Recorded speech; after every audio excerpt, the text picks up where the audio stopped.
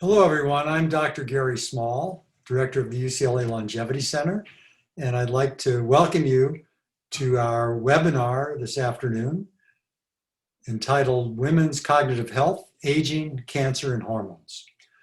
I think this is a topic that interests a lot of people, certainly as they age, because age is a great risk factor for developing cancer. And certainly women have a lot of issues that are special to them. And we have a wonderful speaker today, or guest, to get engaged in the conversation. But before I introduce her, I want to make a few announcements by first thanking the Longevity Center staff, our SEML IT team, our board of directors, and our many donors who make our Longevity Center and our webinars possible. As you know, these webinars are free and open to the community, but the Longevity Center does rely on philanthropic support to keep these programs going. And it allows us to continue our educational programs throughout the community. So if you're interested in making a donation, don't hesitate to visit our website, www.longevity.ucla.edu, or just search online, UCLA Longevity Center. You'll come to us, and you can click on the support tab. You should also receive an email after the webinar, which will include a recording of today's talk and a link to where you can donate directly. So that will be nice for those of you, your friends, who were unable to join us right now. So just a few other announcements. There's a Q&A button at the bottom of your Zoom, so you can ask questions as we go along, and I'll do my best to try to integrate those questions into our conversation. I also want to thank those of you who asked questions in advance. But let me now move on to describe our topic today. So as I mentioned, cancer is definitely a disease of aging, and about 1 in every 8 women will be affected by breast cancer. Age is also the greatest risk factor for cognitive decline, and cancer treatments, especially those that involve estrogen, will have an effect on cognition. And many women are uncertain, they're concerned about these issues, especially as they age, and need to make decisions about hormone replacement therapy, for one, and ways to protect their cognitive health while they're taking their cancer treatments. So today, our presenter is a wonderful individual who I've known for a number of years. She's a neuropsychologist and a health sciences assistant clinical professor in psychiatry at UCLA's Semel Institute in our division of geriatric psychiatry. She recently received a K08 Career Development Award from the National Cancer Institute, which is a very prestigious and competitive award, which provides funds for her to do research and develop her program, her research program, in assessing and supporting cognitive health in cancer survivorship. Her clinical work includes neuropsychological assessment of cancer survivors and cognitive rehabilitation services at UCLA. In efforts to broadly impact supportive care in cancer survivorship, she's actually co-chair of the National Oncology Cognitive Rehab Task Force in the American Congress of Rehabilitation Medicine. She's a wonderful individual, and she and I will be having a conversation about how hormones, particularly estrogen, play a role in cognitive health of older women, and what may be the impact of cancer treatments, particularly those that target estrogen. So let's give a warm welcome to Dr. Kathleen Van Dyk. Kathleen, I know you're out there. There you are. Hi. Nice to see you. Very nice to see you as well. Thank you so much for inviting me to participate in this webinar. And thank you for helping me with the bio and how we're going to describe this. But, I am really so delighted to have this conversation with you because, as I've said offline, this is a huge topic. I mean, and boy, I didn't realize that many women are going to get breast cancer at some point in their lifetime.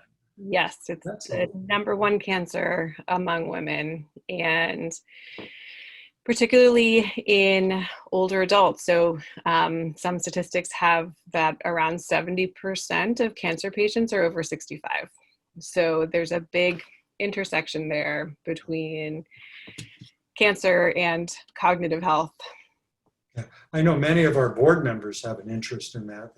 They came to the Longevity Center because they're interested in living better longer and healthy aging, but certainly dealing with cancer in an effective way is key to healthy aging for so many of us. But before we get into some of those details, I'd like to just start out by asking you, I read your bio, and that tells me, you're a very accomplished academic early in your career.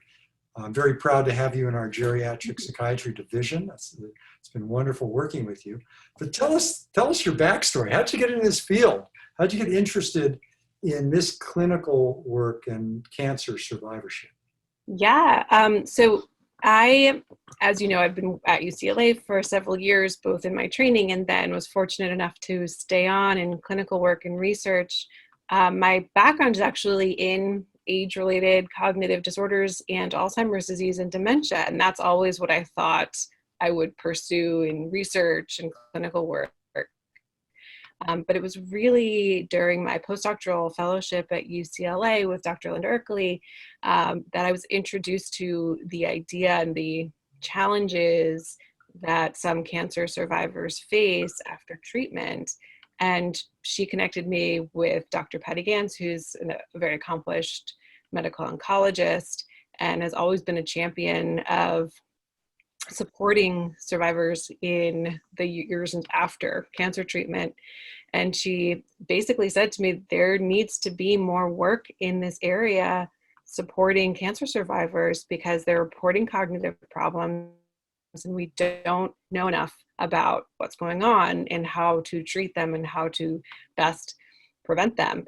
And so I shifted focus. There was a need, and I shifted focus. And what has been a nice blending of some of my background is that some of the current theories about cancer-related cognitive problems overlap with aging. And so there are mechanisms that might be similar. And so I get to draw from my aging background and learn more about what's going on with cancer-related cognitive problems. Yeah, it's interesting. It's great that you met Patty. He's a terrific doctor and scientist, and I've worked with her a little bit in the past. But how mentors are so important to shape your career. A similar thing happened to me when I came to UCLA. I had no interest in Alzheimer's, but Lissy Jarvik got me started with it. And I like you, I recognize the importance of the field. And I think it really adds meaning to our careers when we get into something that affects people's lives. It makes it very gratifying to be at the forefront of work in that area. Well, and so after I was introduced to Patty, who, like you said, is a wonderful clinician, researcher, and mentor, I started seeing patients. I started seeing breast cancer survivors who were a year or two post-treatment and still reporting cognitive changes. And so I got more involved in the clinical aspect, and that's directly influenced my current research ideas and my pursuits of how to best support survivors, because I hear these women reporting that their brain doesn't feel the same in the years after treatment. And we'll get into the details, but I think the validation of that is incredibly important for these patients. Well, I think that I've been really in the periphery of this field. It's not my area of expertise, but certainly I've heard of, the term chemo brain. That's kind of out there in the lay language, but also that, a lot of, back in the day, doctors really didn't take it seriously. They thought, oh, you're just complaining. There's no such thing as chemo brain, or, you're just anxious, or they would refer them to a psychiatrist. And that is, it's as if the patient feels that they're not being taken seriously, and that can be very painful. Exactly. I would love to say that it was only back in the day that happens. But I can tell you that, both based on evidence and personal experience, that, this is not something that really always asked about in regular oncology visits. So one of my unfortunate and favorite statistics to cite is a study that came out a few years ago. It was about 3,000 breast cancer survivors, and about 60-something% of them reported noticing cognitive problems well after treatment was over. But only a third of those 60% had actually talked to a healthcare provider about it. And I think that really highlights that we aren't doing enough to support these women and to identify these issues and to treat them and better understand them. And I've certainly heard the kind of it's all in your head before. So that is a goal of mine, to help to expose these problems. Well, that's great. When you say that, I guess it isn't that surprising, because I think in the area of Alzheimer's, there's a lot of pushback from the health system in recognizing it early. And I know primary care doctors are not as sensitive to symptoms and early signs as specialists.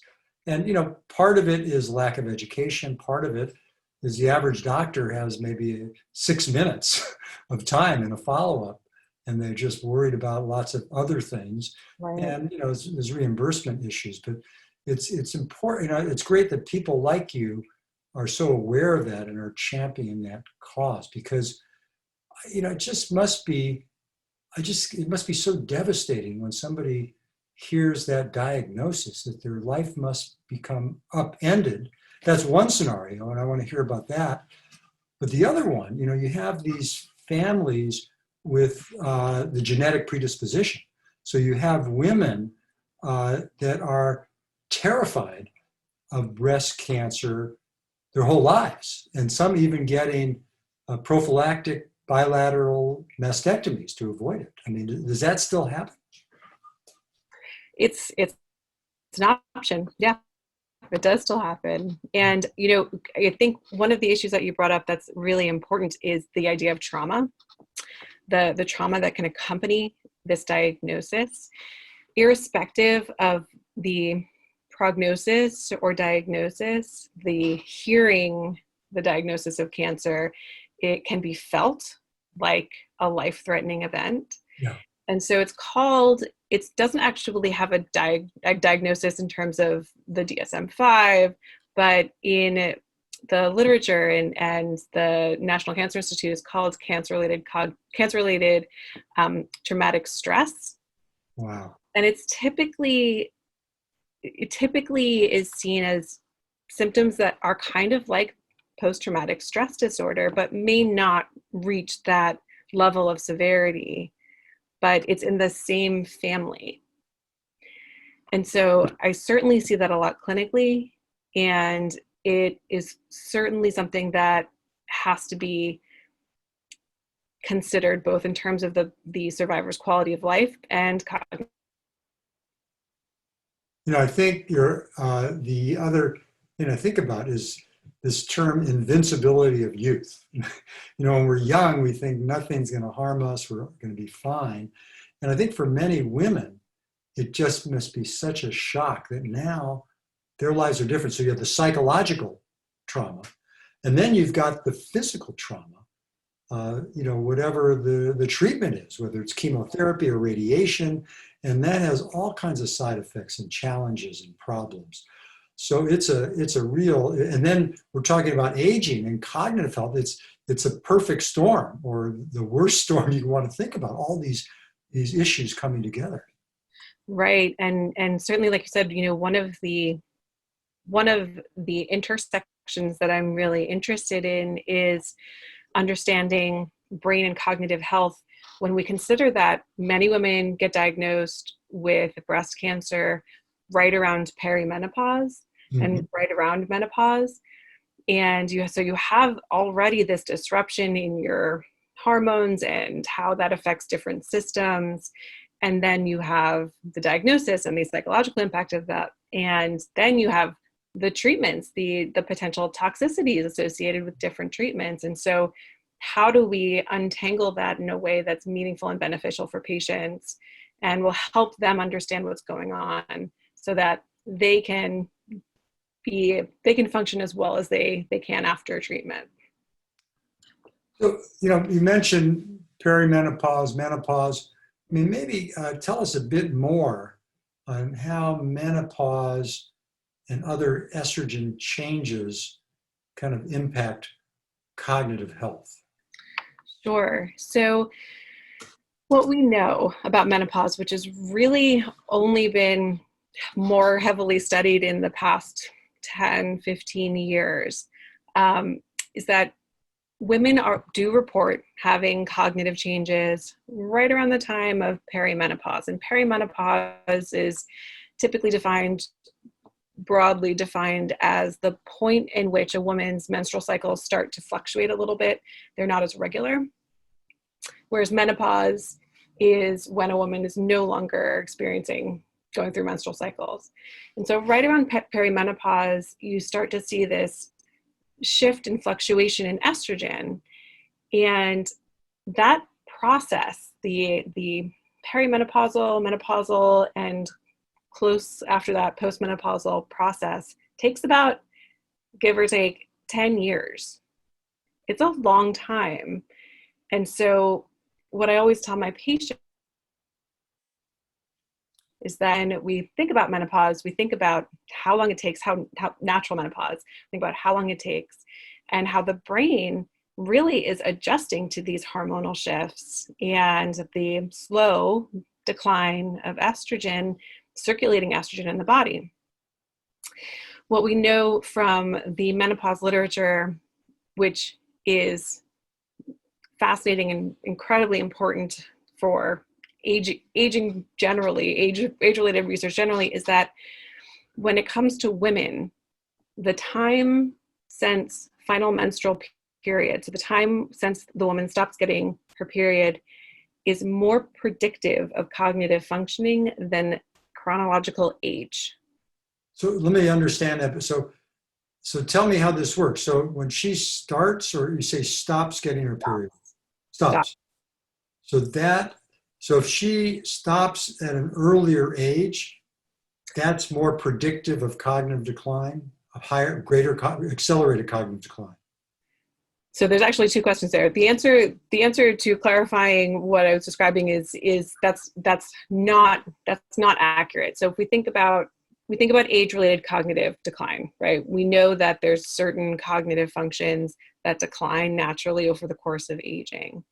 And we can chart that out. We can say if a person is 80, then we might expect certain cognitive functions to look like this.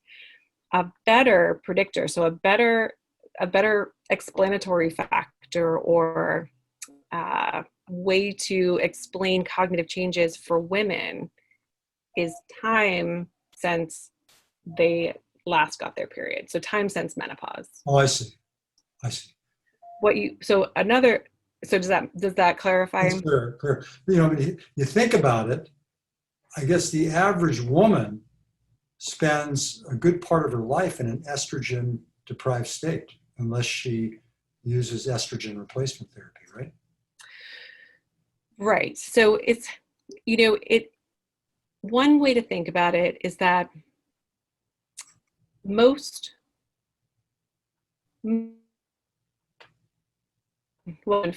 research is typically focused on men, right? So most research has typically used men as the model and men as the subjects. And a framework for cognitive health in women needs to incorporate reproductive age. So at what level, what part of the reproductive spectrum is the woman on? And that might be a better way to inform what's happening cognitively. So, this conversation reminds me of some of what I know about estrogen and cognition. And, actually an old friend of mine, Howard Fillett, many years ago, he was at Mount Sinai in New York. And he noticed that this association between, taking estrogen and being better cognitively. And that led to the memory component of the Women's Health Initiative. I'm sure you're familiar with that study. Now, so the study, just for those of you at home, if you're not familiar with it, and I'll explain layman's description of it. Basically, what they wanted to do was to see if you did a placebo-controlled trial, if you randomized women to estrogen replacement therapy versus placebo, would it have an effect on cognitive health? And it was the hormone they used, I think it was Premarin, which is a certain combination of progesterone and estrogen. I think it's synthetic or something like that. Anyway, to make a long story short, what I understood from it, it sort of failed. In fact, the women who took Premarin did worse cognitively, but the problem with it, as I recall, was that they designed it so they gave it was women 65 or older, right, not in the perimenopause. Right, exactly. So there's been a lot of discussion and a lot of work looking at the Women's Health Initiative study and why the outcomes were so bad for those women who were taking estrogen. So they stopped, like you said, they stopped the study because the women who were receiving estrogen supplementation were at higher risk for developing dementia and other cardiovascular related problems. So it's interesting,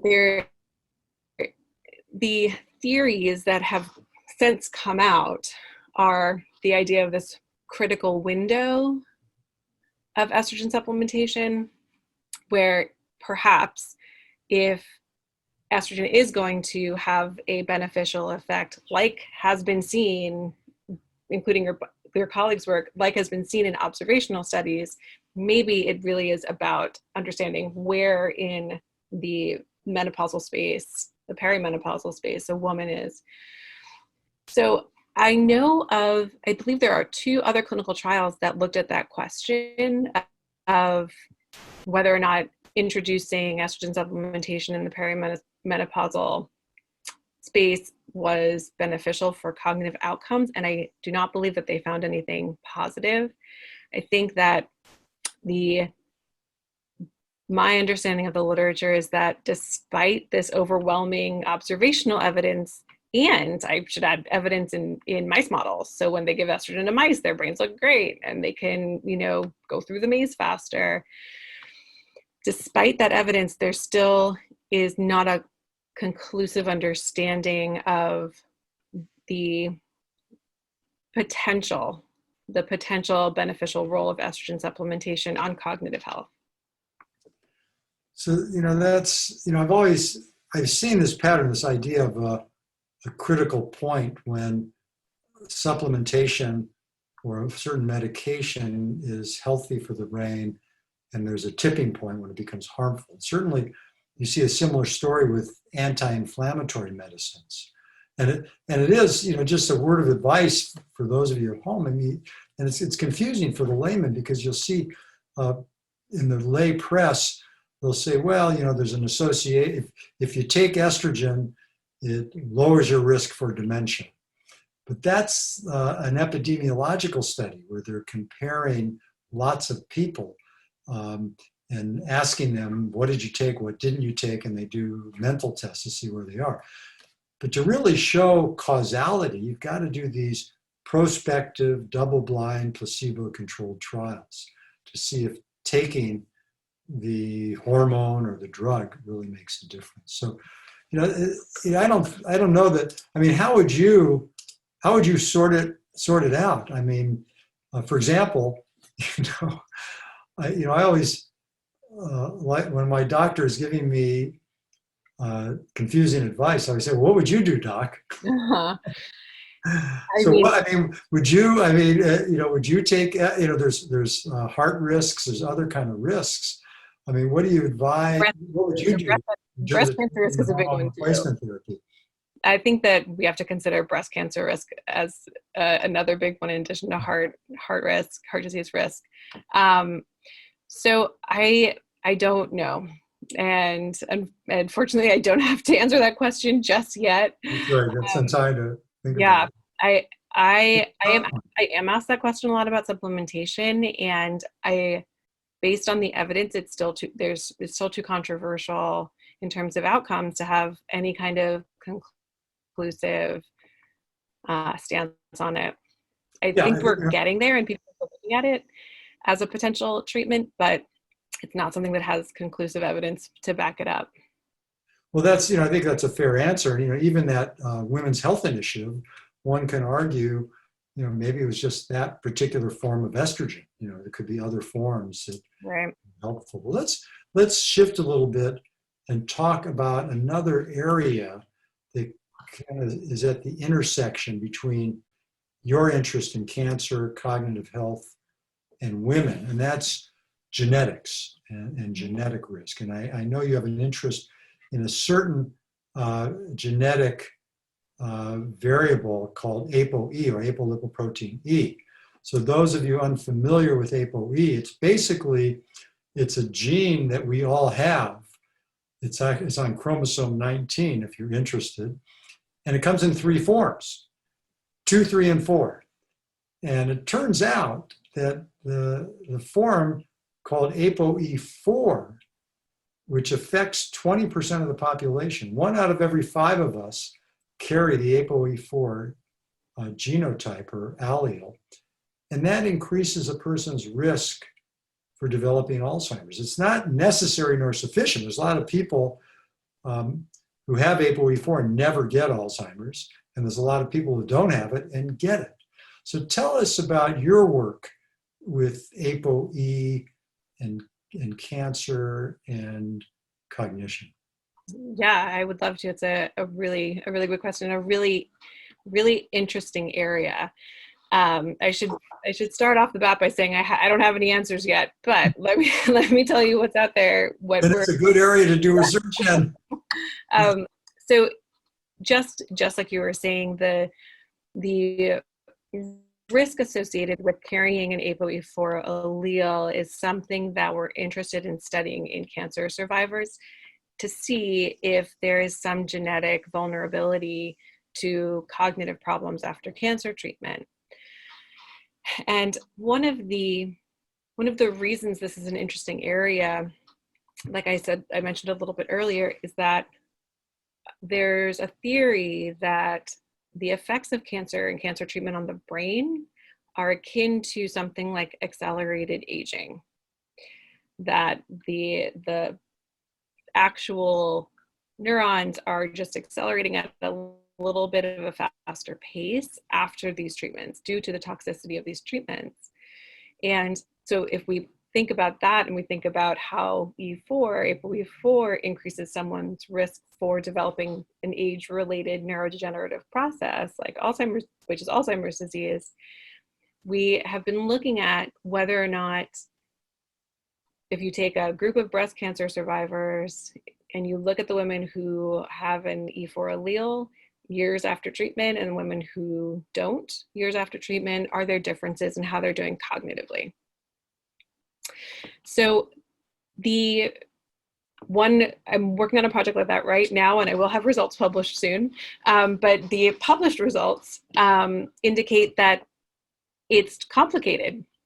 So some studies have shown that there might be some vulnerability for people who have these genes, for cancer survivors who have ApoE4. Other studies haven't found anything that is particularly negative about having an E4 allele on cognition. I think that what the big picture that's emerging from this research is that there are probably some points of vulnerability, and that might be one of them, that having an E4 allele might be one of them, but it, just like in Alzheimer's disease risk, it's not the only thing. Well, it's interesting because ApoE4, we always think of it, and in fact, I used to work with Alan Roses, a neurologist who found this connection. I remember the first time he presented it to the Alzheimer's Center directors. They thought he was crazy. Practically, ApoE, we're talking about amyloid, so something that came out of left field. And biologists have tried to understand it, and they're still not sure of the mechanism. We know that it produces a protein that's involved in cholesterol transport. Maybe it has to do with hypercholesterolemia or different forms of cholesterol. Right. Others have talked about it having to do with the cellular integrity. And also, it's been implicated with head trauma. We know that if you hit your head and you lose consciousness for an hour or more, that doubles your risk for Alzheimer's disease. But if you also have ApoE4, it increases your risk tenfold. So there may be something about brain resilience, or even one of the people in the Q&A asked about what is neuroplasticity. I'm wondering if there's something about that it confers some kind of resilience or protective effect. If you have E3, or even the better form is E2. Yes, that is actually one of my questions. I was looking at E2. So I think you're spot on in describing the TBI and the Alzheimer's literature, in that there's a what we call multifactorial process, that there are several different risks and there are several different aspects of risk that we have to identify really clearly and then support those the best that we can. So, one thing that I always like to tell my patients is that, it's not just that they got cancer and they had cancer treatment. It's all of these other potential cognitive risks. So let's do something about. Let's pick out the ones that we can support and see if that will help overall, your cognitive health overall. Because obviously cancer treatment is important to treat cancer. And sometimes there are no options, but that doesn't mean that someone is destined to have these symptoms. So we have to think about the big picture, the overall cognitive health picture, which gets at the idea of neuroplasticity. How do we improve neuroplasticity or help patients have a healthier setting when they go into these treatments?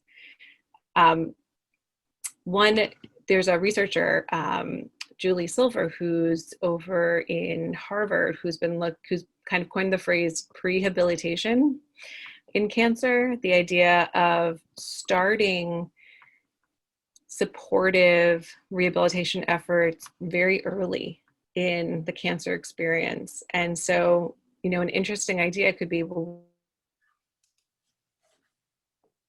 start addressing cognitive health issues early in the cancer experience. And we help people with stress. We help people develop a better exercise regimen. We help people with nutrition early. Will that then lead to better cognitive function for those patients later on? And I think that's a really interesting idea. I don't have the answer, but I think it's a really interesting idea. Well, I know for cancers in general, there is a link between healthy lifestyle and better outcomes. So, if you can avoid smoking cigarettes, if you can exercise, all the good things we advise people to do, lower your stress, meditate, everything we advocate at the Longevity Center, these are good things. And I like that strategy of getting the cancer victim or patient. I don't like the word victim. I think we've got to be proactive. The cancer patient, get ahead of the game and feel they're doing what they can. On the other hand, there is a risk, I think, when you talk about risk factors for cancer, and people, they feel responsible. So I'm guilty. I didn't do enough, and it's my fault that I got cancer. I think that's a problem. You've got to put it in perspective. Certainly, and it goes back to the idea of the distress that accompanies the cancer diagnosis and the asking, why did this happen? And that, I think, really ties in well with providing psychosocial support for cancer survivors from the outset and helping people adjust from the outset, because that we know there's a link between stress and cancer and stress and cognitive health. And that's something that's treatable. That's something that we can support. So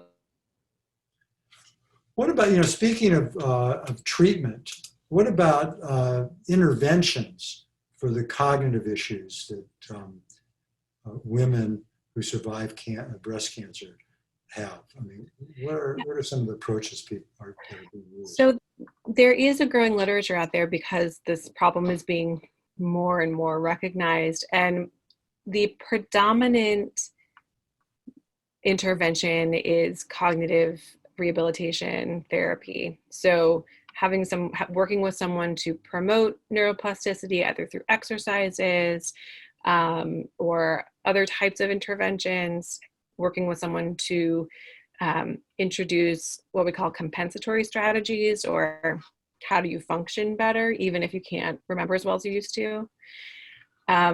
There have not been any successful clinical trials of medications, unfortunately. A couple of studies have looked at methylphenidate or Ritalin, and there isn't any conclusive evidence there. There is some interesting evidence coming out about exercise, probably unsurprisingly to the aging community, that increasing physical exercise might have some benefits on cognitive outcomes for cancer survivors.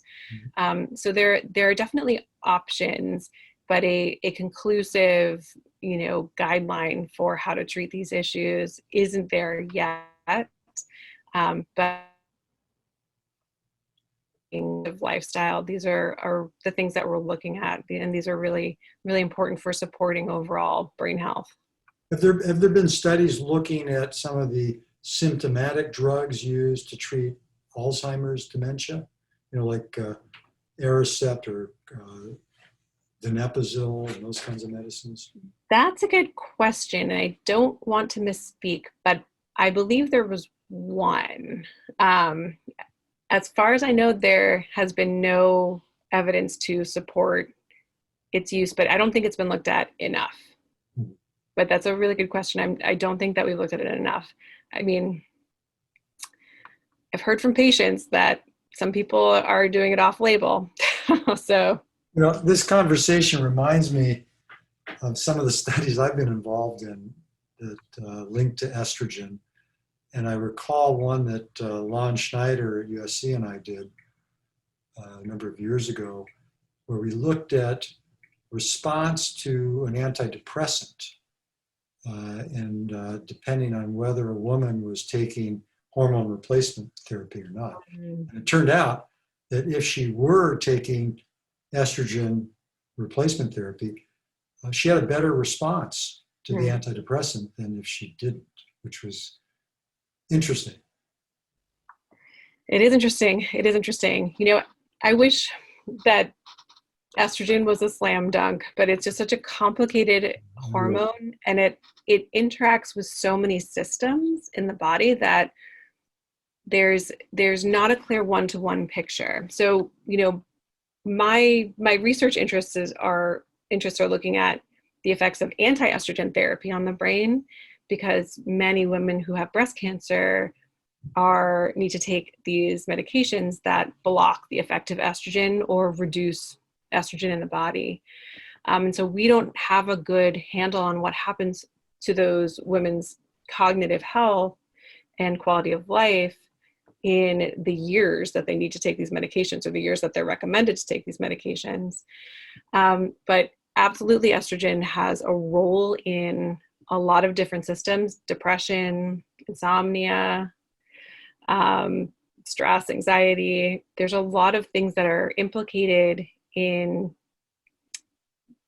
altering estrogen.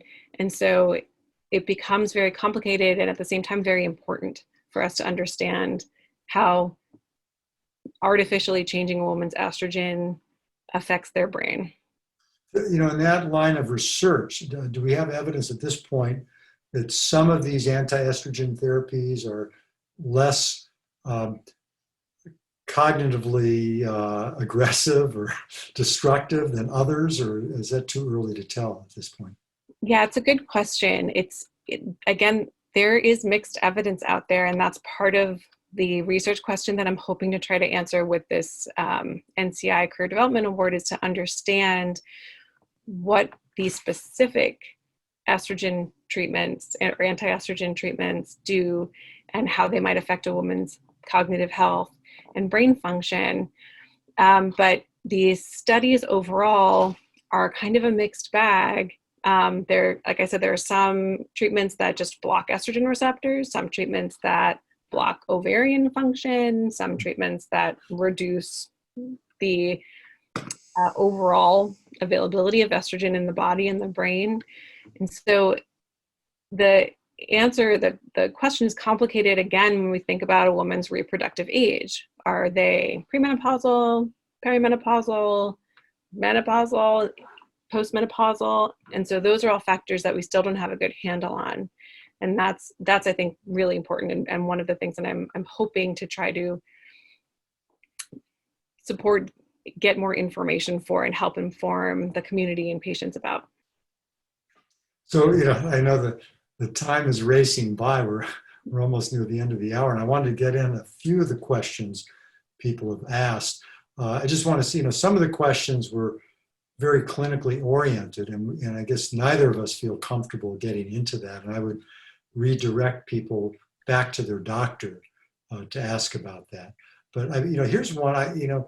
Somebody asked about progesterone, and is that? How does that affect cognition?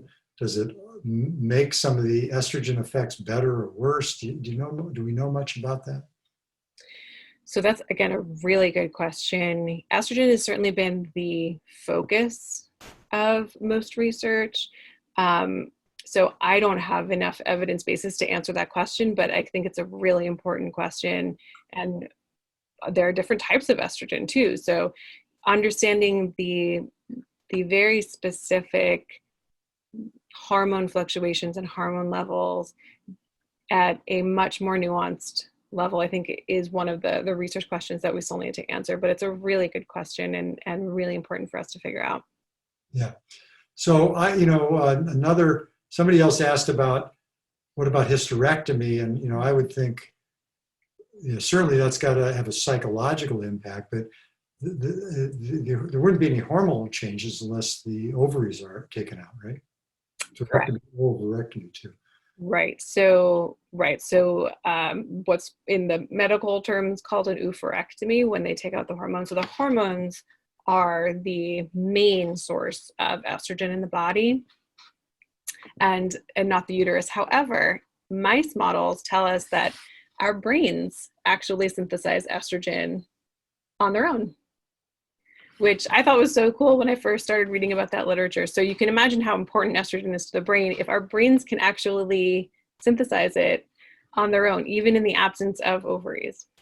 Now, maybe this is going back to another study I was involved in, where we were trying to use testosterone gel on men to see if that helped with their cognition. And it was a difficult study to do because of the risk for prostate cancer. Right. But what I recall is they said that the testosterone is converted to estrogen in the brain of a man. Is that true, or my memory serving me wrong? So androgens are converted to estrogen through the enzyme aromatase. And so if you have a high availability of androgens, then potentially, then you have more estrogen. So I can take my board exam again.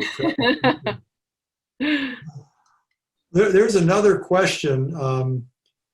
something about how today they're microdosing estrogen. Are they, years ago they gave higher doses? Do you know about that? Does that make it?